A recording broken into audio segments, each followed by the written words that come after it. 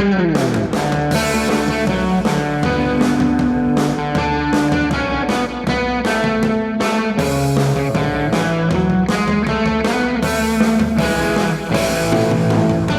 and welcome to the How to Live in Denmark podcast. I'm Kaysander Mellish. This is the second in our 5-part series on looking for a job in Denmark.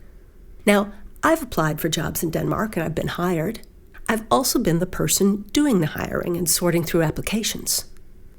Here's the truth. It's really no fun on either side. On the applicant side, you can feel like a beggar, desperate for someone to recognize and reward your talent.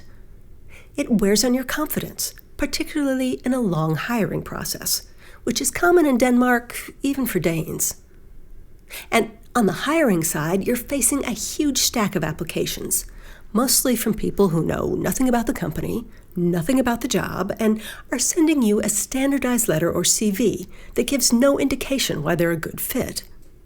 For example, when I was hiring for a copy editing position at a financial company in Copenhagen, I got a letter in flawless English from an Eastern European woman who was a display artist at IKEA.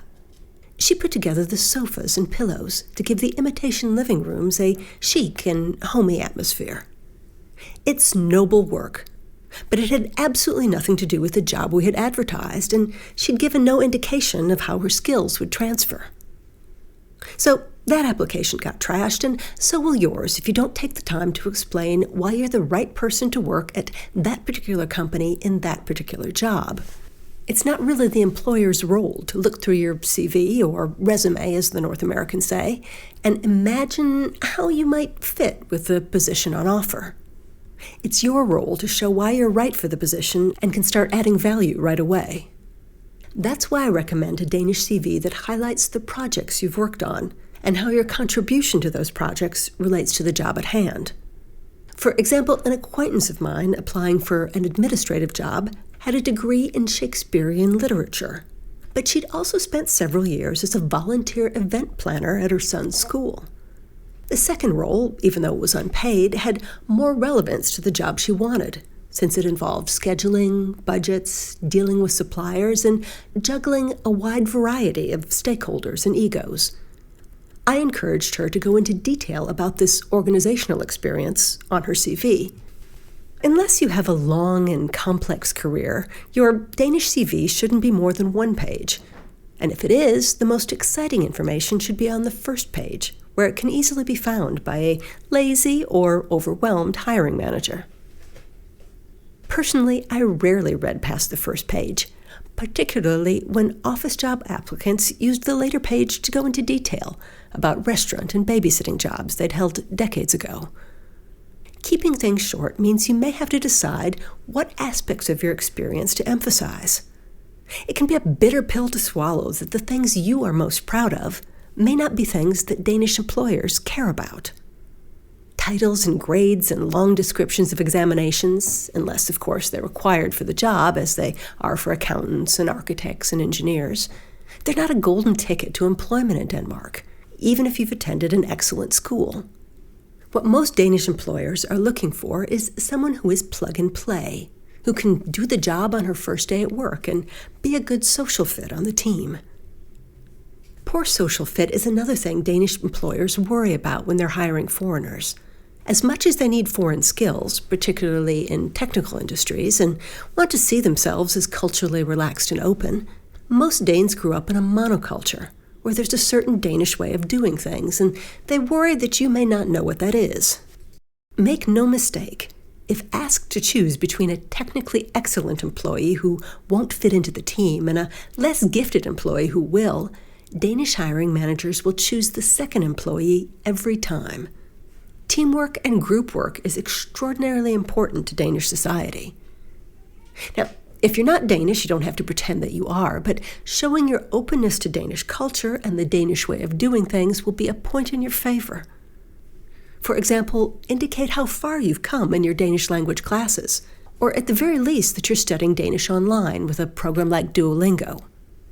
If you've been living in Denmark for a while and have been involved in sports clubs like running clubs or community activities like Copenhagen Volunteers or your building's tenant organization, make sure to add those to your CV too.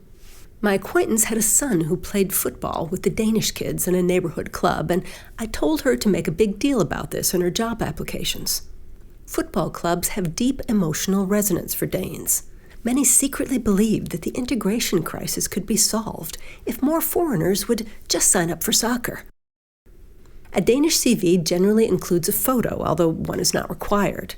I've noticed that people from cultures in which work is a serious business tend to choose photos in which they're grim, unsmiling, and wearing their most formal work clothing, a bit like a passport photo. Now, this is the wrong approach for Denmark. Your Danish CV photo, which can also be your LinkedIn photo, should show you smiling slightly, as if you don't take yourself too seriously, which is an admired trait in Denmark. You should look as if you'd be a pleasant person to share a coffee break with. Invest in a good photo. In a country where nearly everyone has a smartphone, there's no excuse for a badly lit or blurry one, or one in which you're in wedding attire. I've seen a lot of that. Do a quick modeling session on a sunny day with a friend as a photographer, and wear what you'd wear on the job in Denmark. This will probably be a solid color sweater, maybe set off by a bright tie or scarf or a simple headscarf. Alternately, you can choose a photo that shows you on the job, a surveyor on a construction site wearing a hard hat, or a nurse in a hospital setting with a stethoscope. If your name is very long or difficult to pronounce, you might want to consider using your initials or coming up with a nickname that the Danes can handle. Having something short and pronounceable is particularly useful when calling on the telephone or trying to leave a telephone message. My advice to a job applicant named Ovididius was that on the telephone, he should be Ove. Ove has the extra advantage of being an actual Danish name, although an old-fashioned one. Some Chinese speakers coming to Denmark even go ahead and choose a Danish nickname for their time here, much as Westerners choose Chinese names when doing business in China. You don't have to do this, although it's certainly an attention getter to see a Danish name like Meta or Magnus in the middle of a given name and surname that's clearly African or Urdu. It goes without saying that your CV should be in flawless English. You want your employer to focus on your excellent skill set, not that you failed to capitalize the name of your university, or that you've typed 3 mysterious commas in a row, comma, comma, comma.